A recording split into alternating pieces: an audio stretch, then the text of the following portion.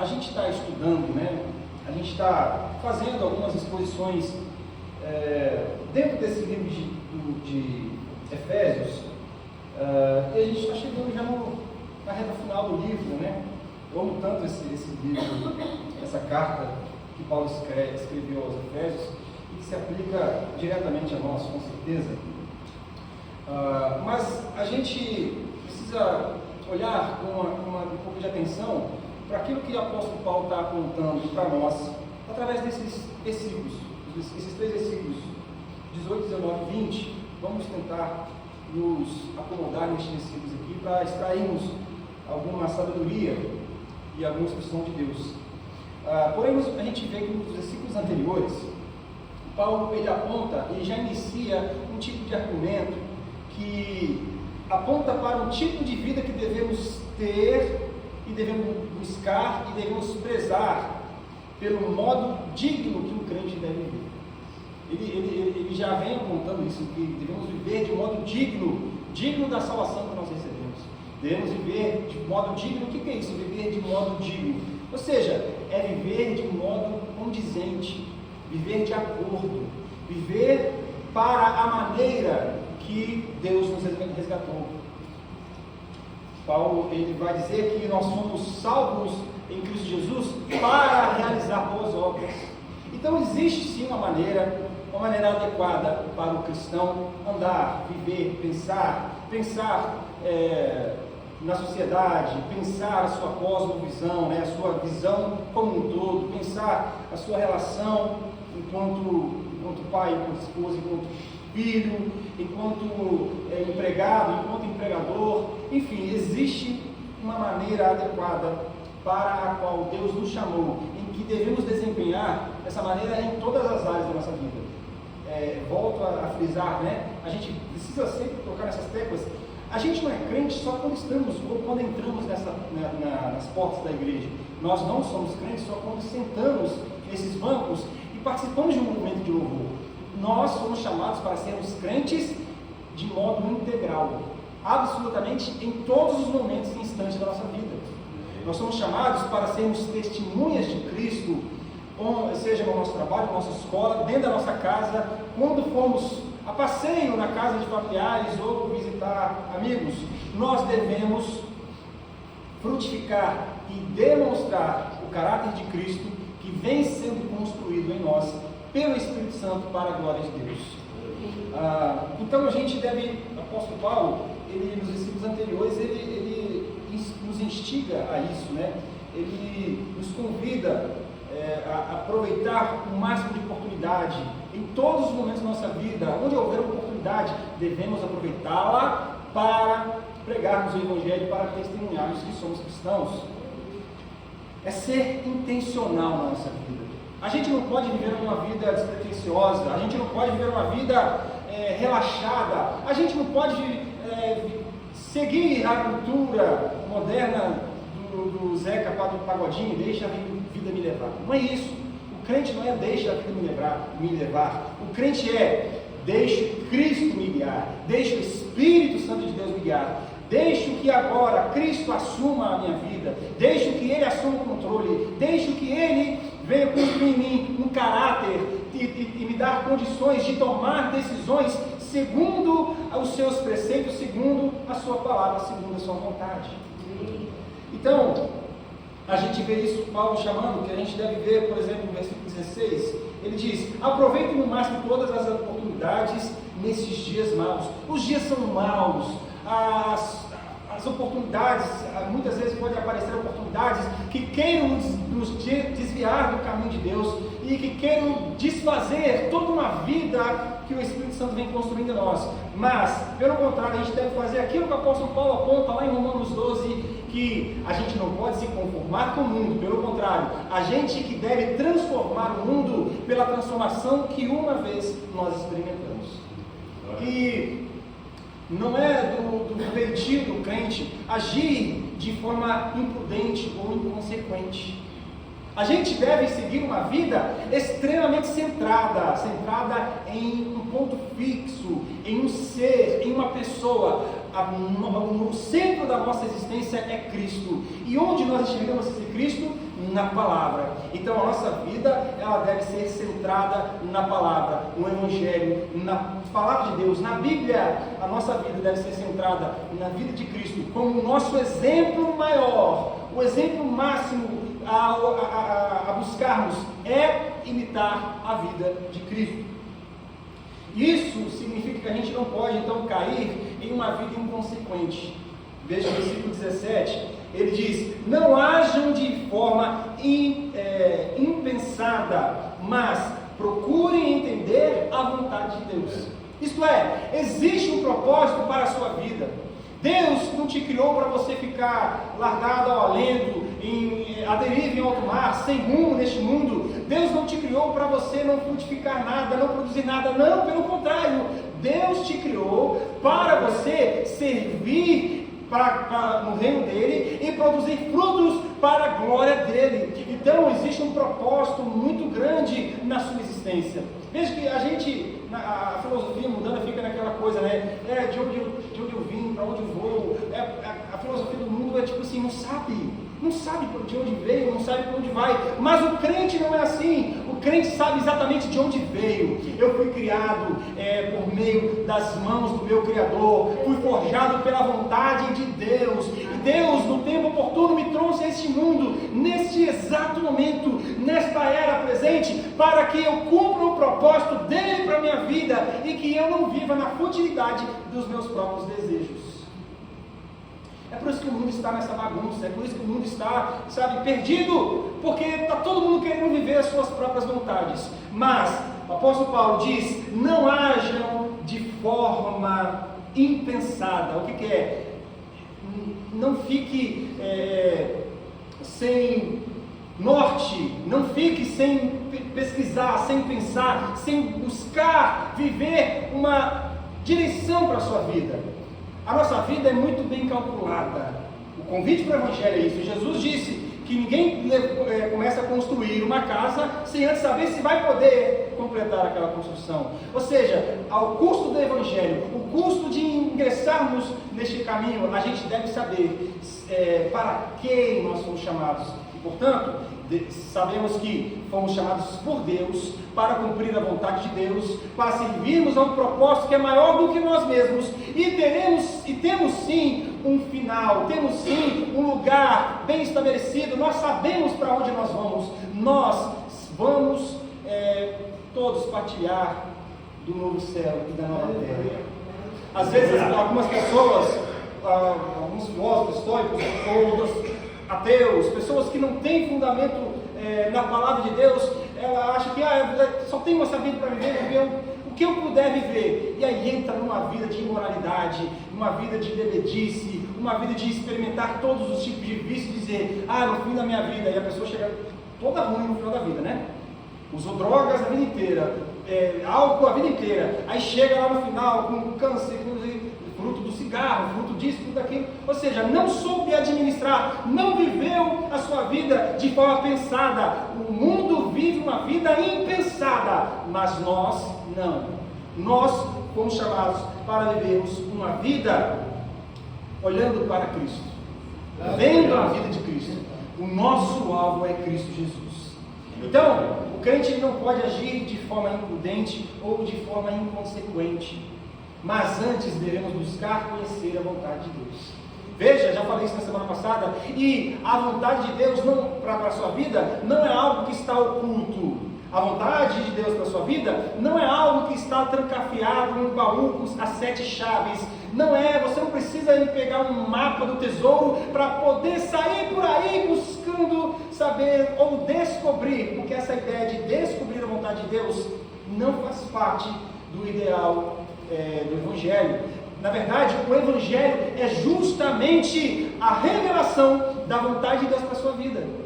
Você quer saber a vontade de Deus para a sua vida? É você construir na sua vida a perfeição, uma vida de perfeição que visa alcançar a perfeição de Cristo. até alcançarmos a estatura do varão perfeito que é Cristo Jesus. Devemos seguir os passos de Jesus, essa é a vontade de Deus para nós. Devemos viver uma vida que glorifica a Deus através das nossas ações. Portanto, Paulo disse: não mais vivo eu, quem vive em mim agora é Deus. É Deus que assume as rédeas da minha vida, é Deus que assumiu o controle, é Deus que está conduzindo a embarcação da minha existência. Eu não sou mais o detentor, o dono de mim mesmo, porque na verdade eu nunca fui. Se a gente entender ou ler, por exemplo, Romanos 6, a gente vai ver que antes de Cristo, antes da salvação, antes de encontrarmos a boa nova, a boa notícia que o Evangelho de Deus traz para nós, que é Jesus nos substituindo na cruz para pagar o nosso pecado, a gente vê que nós éramos escravos do pecado. Nunca nós fomos donos de nós mesmos.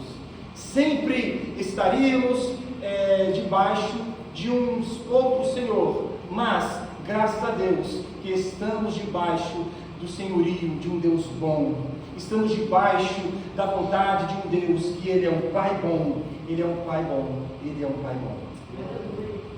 Irmãos, e nisso, essa vida prudente, essa vida que calcula muito bem as consequências das próprias ações, é uma vida sábia. É uma vida de sabedoria. Quero te lembrar que, por exemplo, Provérbios 9:10, o que diz? O temor do Senhor é o princípio da sabedoria. Esse é o primeiro ponto para você começar a pensar ou a viver uma vida sábia, uma vida prudente, uma vida que mede as consequências das ações. Ou seja, é temendo o Senhor que a gente começa a viver o início da sabedoria na nossa vida. E o que seria isso, temer ao Senhor? Seria não viver além da divindade, não viver uma vida de incredulidade, não viver uma vida que não mede as consequências e não está nem aí para os preceitos e a vontade de Deus. Muito pelo contrário, o temor do Senhor pressupõe que nós buscamos viver não a nossa vontade, mas a vontade de Deus. O temor do Senhor pressupõe que eu não estou interessado mais em praticar, em viver o que eu quero, o que eu decido, o que eu desejo para mim. Eu não estou mais, o temor do Senhor significa que eu não estou mais na ânsia de satisfazer a vontade da minha carne, mas o temor do Senhor pressupõe que é a vontade de Deus que deve ser feita na minha vida. Então é isso, viver uma vida com sabedoria. E Paulo está chamando a gente, está chamando a atenção para isso. Não podemos viver de forma impensada, imprudente, inconsequente, mas devemos viver uma vida centrada no temor do Senhor, que é o princípio da sabedoria. Dessa forma, nós começamos, por meio do temor a Deus, por meio da fé, a colher alguns frutos de uma vida que regenera o nosso coração e a nossa existência, que dá um novo significado para a nossa vida.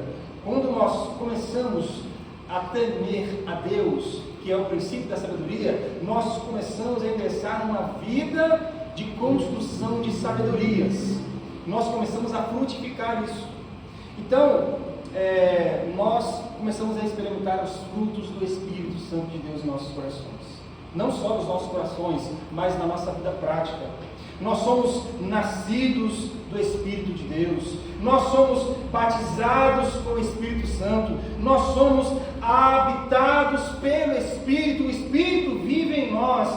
Quando nós encontramos o temor do Senhor, quando nós encontramos o princípio da sabedoria, nós recebemos um coração novo, nós recebemos a habitação do Espírito em nós, nós somos batizados pelo Espírito, nós somos guiados pelo Espírito.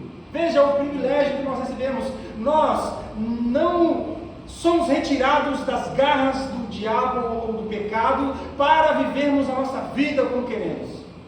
Jesus não nos tira do pecado para dizer, olha, tirei você daquela prisão, agora você tem aí uma vida toda pela frente, vai construir o seu caminho. Não, Jesus diz, eu arranquei você das garras do pecado, eu tirei você daquela prisão, daquela masmorra terrível, daquele lugar insalubre, para que você siga os meus passos, para uma vida nova que eu tenho para você, porque os meus caminhos são maiores do que os seus, porque os meus pensamentos são muito maiores do que os seus.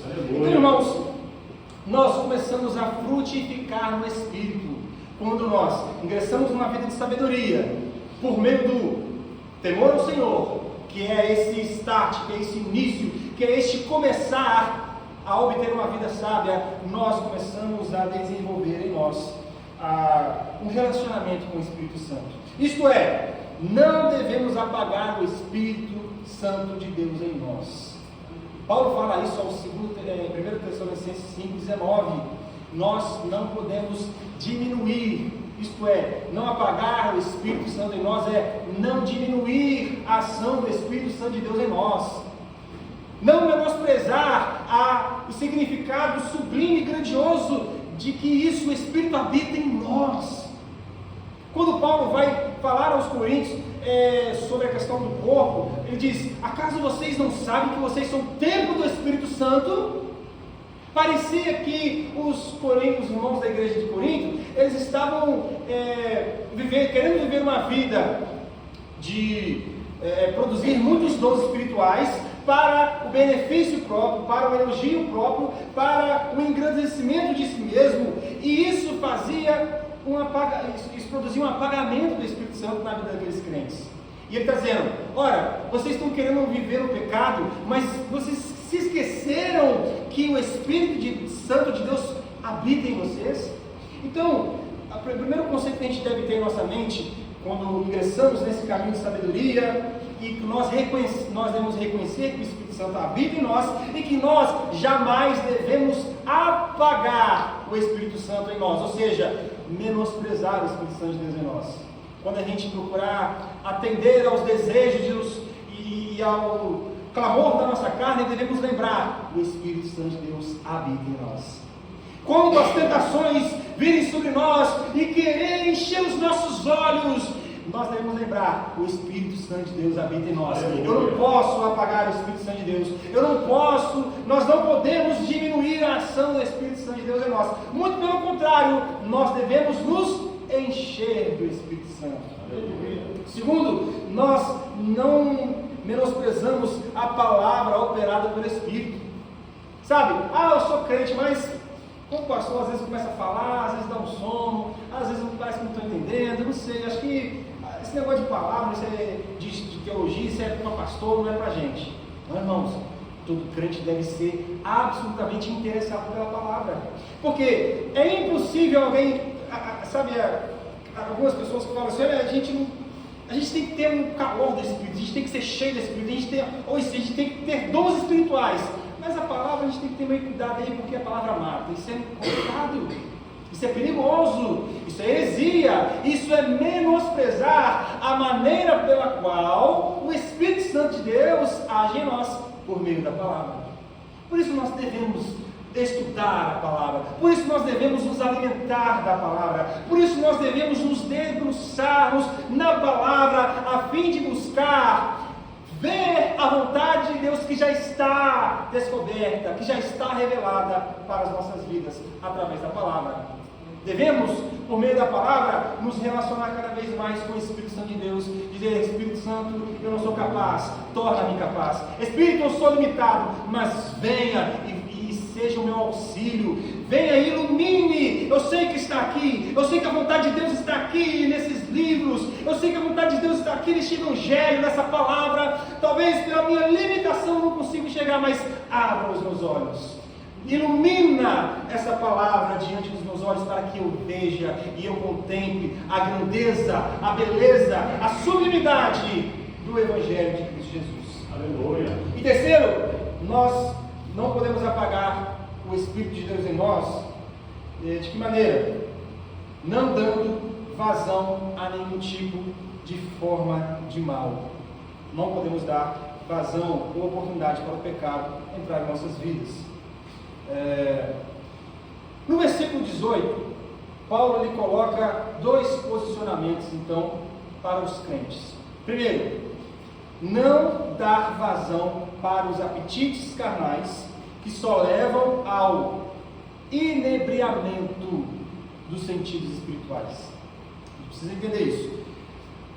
O apóstolo Paulo, no versículo 18 aqui, ele vai nos dar duas instruções. Uma é, não devemos dar vazão aos desejos da nossa carne. Por quê? Porque os desejos da nossa carne, esses desejos vão inebriar, vão ofuscar, vão cegar os nossos sentidos para o Espírito Santo. Veja o versículo 18 comigo. Não se embriaguem com vinho, pois ele os levará ao descontrole. Em vez disso, sejam cheios do Espírito. Veja, perceba aqui duas orientações, duas ordens, uma negativa, outra positiva. A negativa é, não se embriague com vinho, o que faz referência à nossa carne. Não dê vazão aos seus apetites carnais. Se você tem dificuldade com determinada área da sua vida, não dê espaço para determinada área da sua vida, para que a sua carne não prevaleça e que o Espírito não seja apagado na sua vida. É isso que o apóstolo Paulo está dizendo. Esse argumento está ligado ao seu apelo para que o crente viva em uma vida sensata, em uma vida sábia. De que maneira o crente vive uma vida sábia? Por meio da sobriedade espiritual, que mortifica os desejos carnais, que levam a uma embriaguez e a uma insanidade.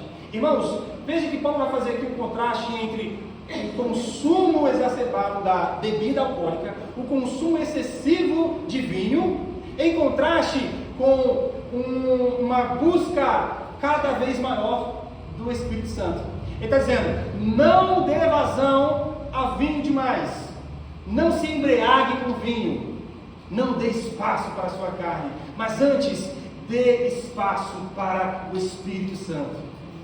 Então a gente tem aqui duas ideias quantitativas. Uma é, se eu dou vazão cada vez maior para a minha carne, mais eu estarei alimentando a minha carne.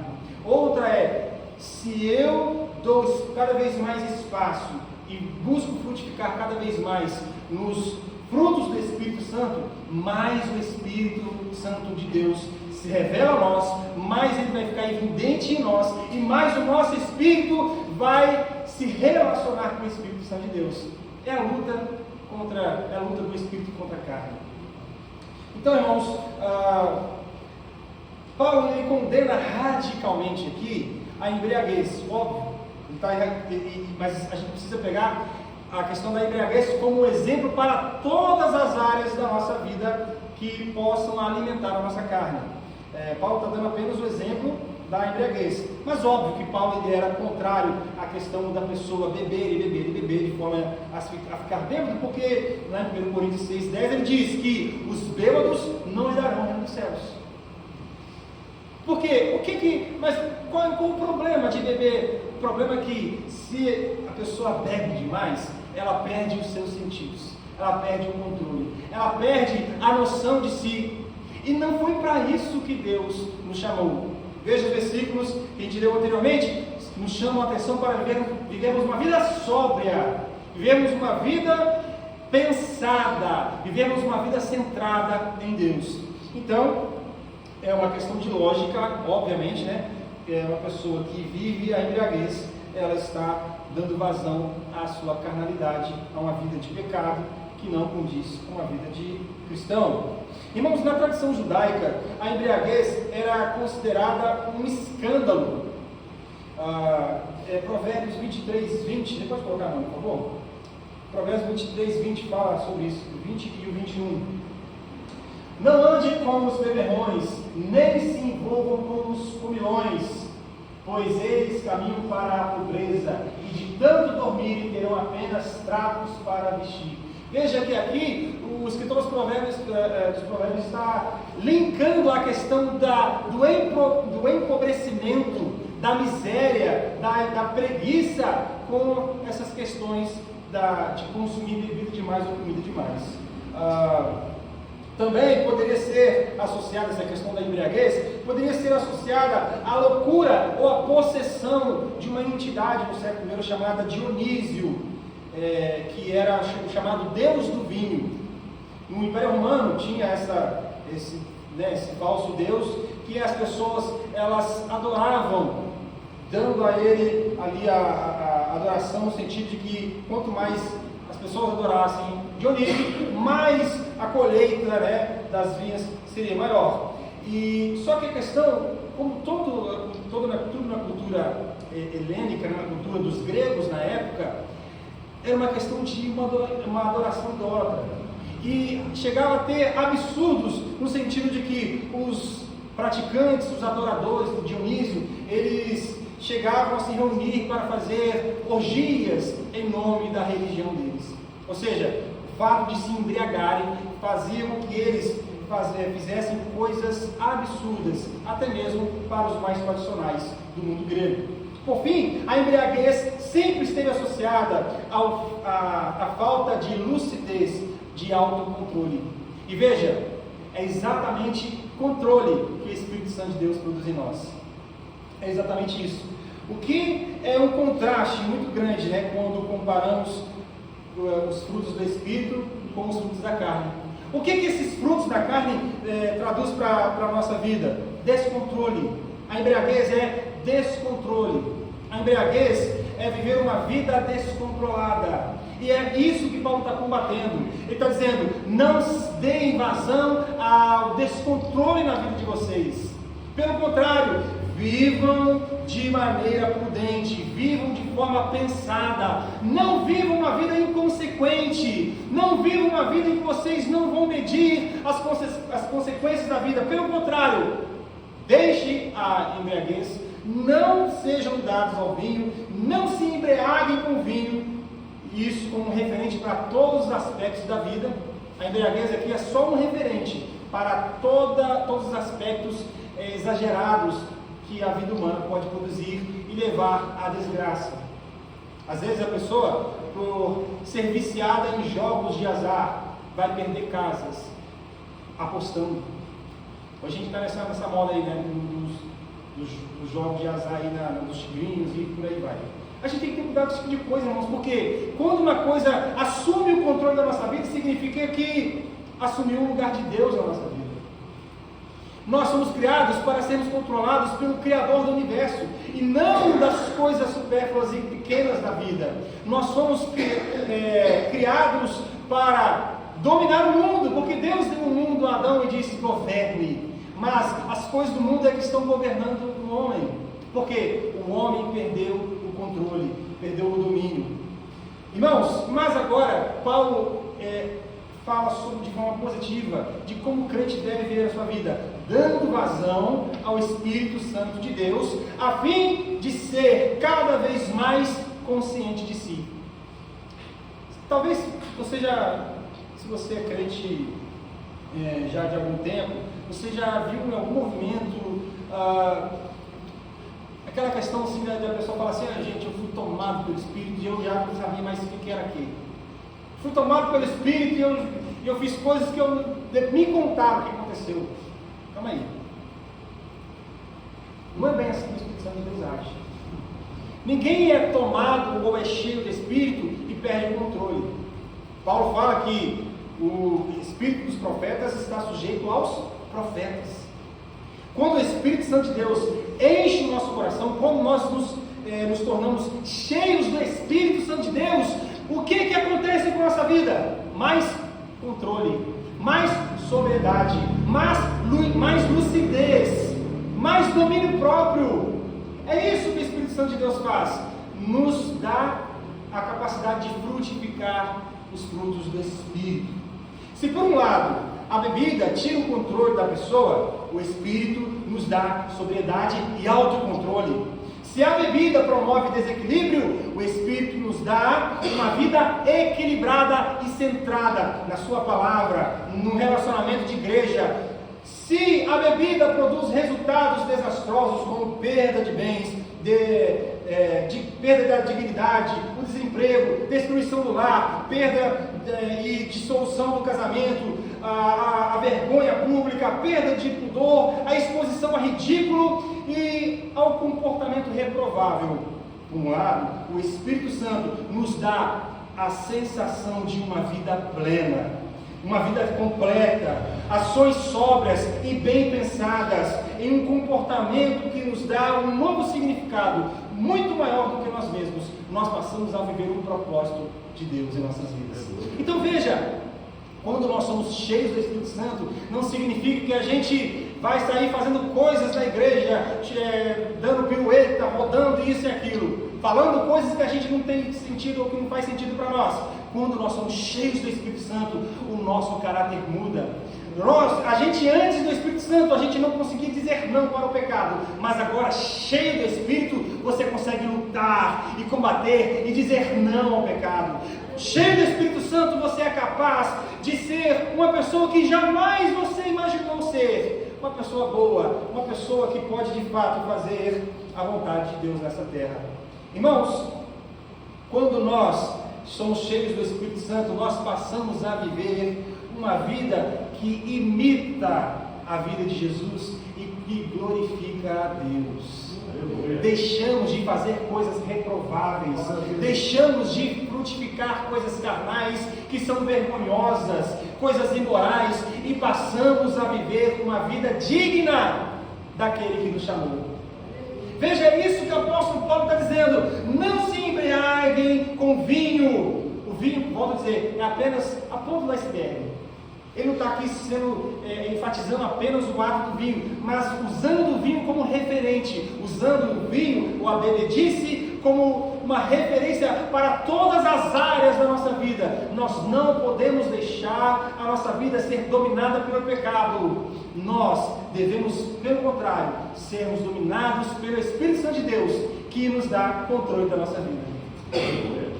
Ser crente, ter uma vida centrada nisso, é um crente que, às vezes, lá antes de Cristo, se aquela pessoa pisasse no seu pé daquele jeito, pisasse no seu carro, falasse, olhasse para você de forma torta, o que você faria? Você já partia para cima, já queria tirar a satisfação? Agora não. Agora, uma vida em Cristo é aquela que dá outra face para ser batida.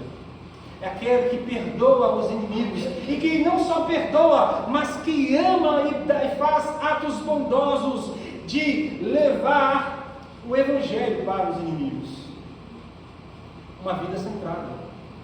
Deus está muito mais preocupado com uma formação do nosso caráter do que em atos religiosos externos. Deus está muito mais preocupado em tratar do nosso coração do que tratar das formas estéticas da nossa vida, que às vezes não faz muito sentido para determinada cultura.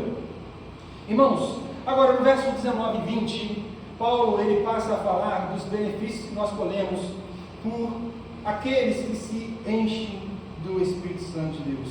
O primeiro fruto, o primeiro benefício é a comunhão na família de Deus. Veja o versículo 19 comigo. Cantando salmos, hinos e cânticos espirituais entre si. Paulo está dizendo que como nós devemos ser cheios do Espírito? Cantando hinos, salmos, cânticos espirituais entre nós. Devemos ter uma vida de comunidade. Devemos ter uma vida de louvor de forma comunitária. Devemos ter um relacionamento entre nós, onde cada um de nós vai ser a força da nossa fraqueza. Onde eu em alguma área estou errando, pecando, vem meu irmão e me alerta, me ajuda e sinaliza, meu irmão, olha, essa área aqui está difícil para você, vamos lá, eu te ajudo. Vamos orar mais, vamos buscar, vamos aprender mais. Vamos juntos louvar o nome do Senhor. É isso, irmãos. O benefício que nós colhemos ao darmos vazão ao Espírito Santo de Deus na nossa vida é que nós passamos a viver a verdadeira família de Deus, em uma verdadeira comunidade.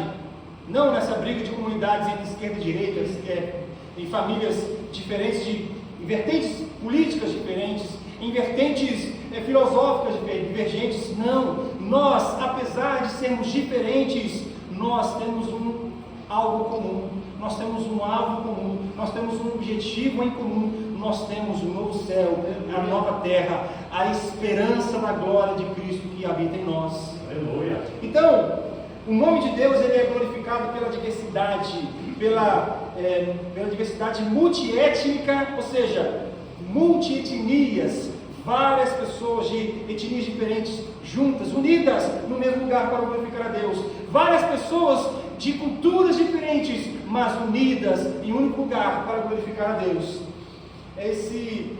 Essa união de improbabilidade. Veja, quem diria que juntar pessoas de diferentes culturas e diferentes etnias, esse grupo daria certo? Olha, se não houvesse o Espírito Santo de Deus, talvez, ou com certeza não daria certo, mas é exatamente o Espírito Santo de Deus em nós que faz o nosso dar certo.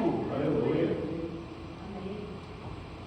É isso, irmãos, é viver essa união entre irmãos, que só pode dar certo por meio da unidade do Espírito Santo. Como o apóstolo Paulo diz, é uma só fé, um só Senhor, um só batismo, uma só esperança, um só Deus e Pai que habita em todos e em todos nós.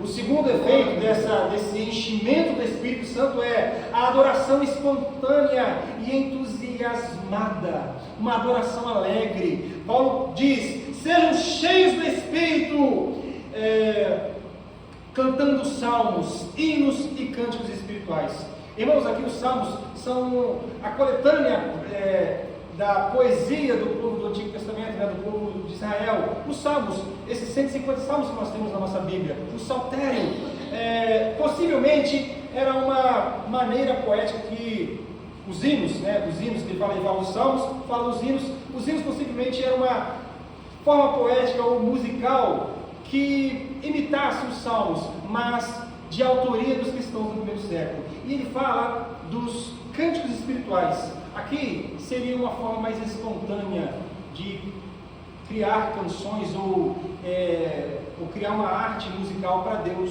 no meio do culto, ou às vezes no momento do culto. Sabe, uma adoração espontânea, uma canção que nasce na hora do culto, uma forma de adoração, uma doxologia que vem por meio da inspiração do Espírito Santo de Deus naquele exato momento para que Deus seja glorificado. Esses são os elementos que traziam entusiasmo e alegria, referente a essa alegria de coração, que por métodos artísticos celebravam a grandeza de Deus.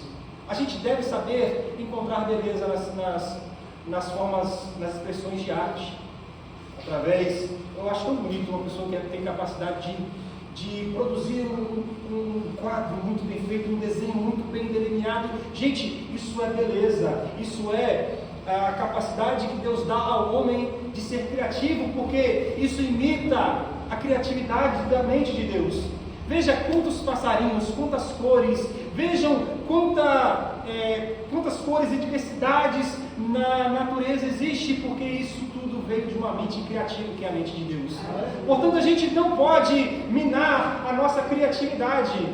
Veja, eu tenho trazido para nós aqui algumas canções que eu tenho produzido, que eu estou compondo, justamente para isso, para poder frutificar essa criatividade de Deus em nosso meio e fazer com que os irmãos sejam abençoados nesse processo. A gente não pode minar a criatividade. De repente, mas eu não sei fazer nada, eu não tenho criatividade. Irmãos, comece a fazer, você vai ver que Deus vai te dando as capacidades criativas para expressar Deus por meio de um desenho, expressar a glória de Deus por meio de uma poesia escrita, expressar a glória de Deus por meio de ações diversas que podemos expressar para Deus. E por último, o benefício de sermos gratos pela a graça recebida. Veja, nós recebemos um benefício de sermos gratos a Deus por essa graça recebida. O crente, ele não pode viver uma vida espraguejando o tempo todo, vivendo uma vida murmurando o tempo todo. Nós não fomos chamados para viver uma vida desanimada, uma vida que desiste em meio às dificuldades. Pelo contrário, nós devemos fazer de tudo com a nossa criatividade para louvar a Deus, buscar a Deus com entusiasmo e alegria, e sendo grato a Deus por receber essa dádiva da criatividade e a dádiva de louvar a Deus. E de que maneira? Irmãos, Deus, Ele age na nossa mente, no nosso coração, nos dando capacidade. É apesar de nós. Às vezes eu falo, Deus, porque o Senhor me escolheu para fazer certas coisas que faço. Por exemplo, a questão da canção, essa última canção que eu cantei, é difícil, irmãos, eu gostar de alguma coisa que eu faço. Falei para minha esposa essa semana. É difícil eu gostar de alguma música que eu faço, mas essa última canção, O Infinito Amor, é uma canção que eu particularmente gostei dela. Mas a gente precisa ser grato a Deus por as coisas que nós recebemos, apesar de nós. Veja, a glória não é minha, porque eu sou um homem limitado. A glória não é sua, porque você é um ser limitado. Mas devemos ser gratos a Deus, porque apesar da nossa limitação, Ele nos escolhe para frutificarmos a beleza da sua glória, para demonstrarmos a grandeza e a sublime grandeza da glória do Senhor em nossas vidas. Irmãos, devemos ser gratos a Deus, e aqui eu termino. Devemos ser gratos a Deus por cada luta. Veja o versículo 20. Paulo fala: por tudo deem graças a Deus, o Pai, em nome de nosso Senhor Jesus Cristo. Então, termino dizendo que devemos ser gratos a Deus por tudo, por cada luta, mas também por cada vitória. Devemos ser gratos a Deus por cada benefício que recebemos, mas também por cada dificuldade que passamos. Devemos ser gratos a Deus por cada conquista, mas também por cada perda. Devemos ser gratos a Deus pelo que nós temos e pelo que nós não possuímos. Devemos ser gratos a Deus pela vida, pela família, pelo trabalho. Devemos ser gratos a Deus pelo descanso, mas também devemos ser gratos a Deus pela fadiga.